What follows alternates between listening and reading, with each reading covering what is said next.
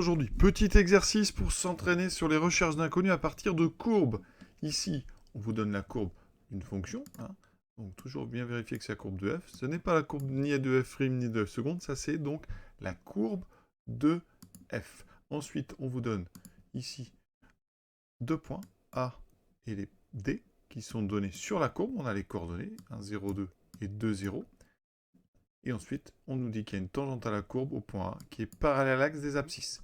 L'objectif de ce petit exercice, c'est de trouver les valeurs des deux inconnus A et B qui figurent dans l'expression de f. Donc on est parti, ça va aller vite, c'est un exercice qui peut être une première partie d'un sujet de bac. Donc première chose, lire graphiquement les valeurs, donner les valeurs de f de 2 et de f' de 0. Alors c'est un sujet que j'ai tiré d'un sujet de bac, un peu ancien, un début vraiment d'exercice.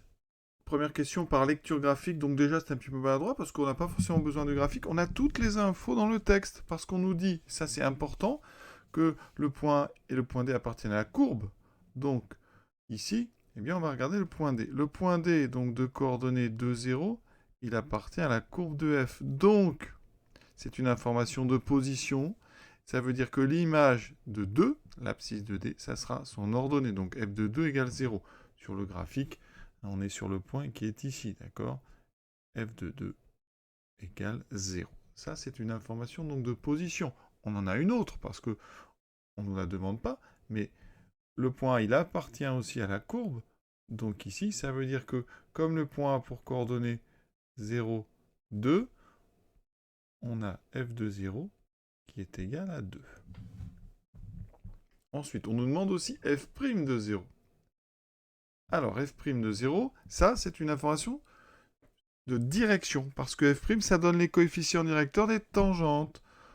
Donc ici, sur une copie, on doit mettre f' de 0 égale donc la pente de la tangente au point d'abscisse 0. Donc ici, c'est la tangente en A. Et comme elle est horizontale, c'est 0. Elle est horizontale. Donc, deux choses. F de 2 égale 0. Et f' de 0 égale 0. On a aussi f de 0 égale 2. Maintenant, on passe à la question suivante. Calcule la dérivée de f. Alors, f de x, c'est un produit. C'est le produit de b moins x, b est censé être constant, fois exponentielle de ax. J'utilise donc la dérivée d'un produit uv. Je répète à chaque fois, mais vous le savez bien, ça fait u'v plus uv'. Donc ici, b moins x, ça sera le u, et ça sera le v. Donc, on fait ça directement.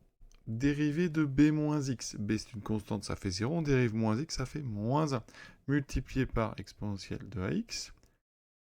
Plus, donc on réécrit b moins x. Et on dérive exponentielle ax. Alors, exponentielle ax, ça se dérive avec une formule. La dérivée d'exponentielle u, c'est u' e de u.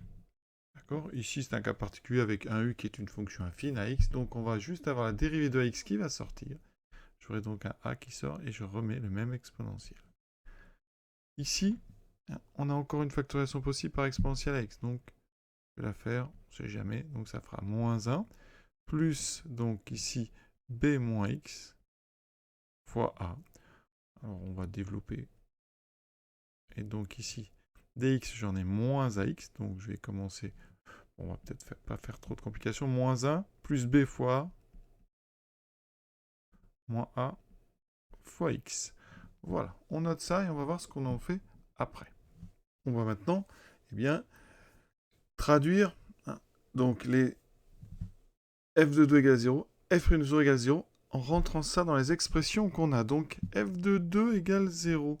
Je vais regarder dans l'expression de f, et dans l'expression f, je vais mettre à la place de x, je vais mettre 2. Donc ça va me faire b moins 2 exponentielle de a fois 2 exponentielle donc de 2a.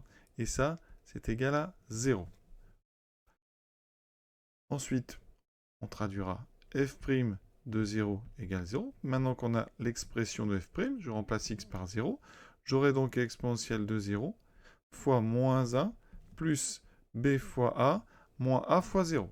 Donc il n'y a que ceci, et ça donne 0. Alors maintenant, on a des petites choses ici. On a un produit. Vous voyez, produit nul. Donc l'un des facteurs est nul. Or, je rappelle que, quel que soit x, exponentielle 2a, enfin, exponentielle x, voilà, c'est la propriété, exponentielle x est strictement positif, donc exponentielle est toujours différente de 0. Ça veut dire qu'ici, eh bien, ça n'est pas exponentielle 2a qui fait 0.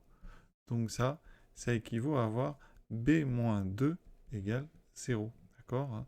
Exponentielle 2a est toujours différente de 0, quel que soit.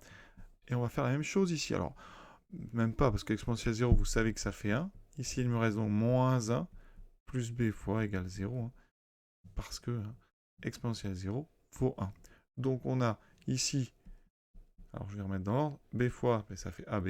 On a bien ab moins 1 égale 0. Donc, conclusion, on a bien b-2 qui vaut 0 et ab-1 qui vaut 0. Et on n'a plus qu'à résoudre et on a terminé. Donc, b-2 égale 0, ça vous donne b égale 2. On substitue dans la deuxième, on a ab-1 égale 0, donc ça veut dire que a fois 2 moins 1 égale 0. Donc, b égale 2 et 2a est égal à 1. On a terminé. b égale 2, a égale 1 demi.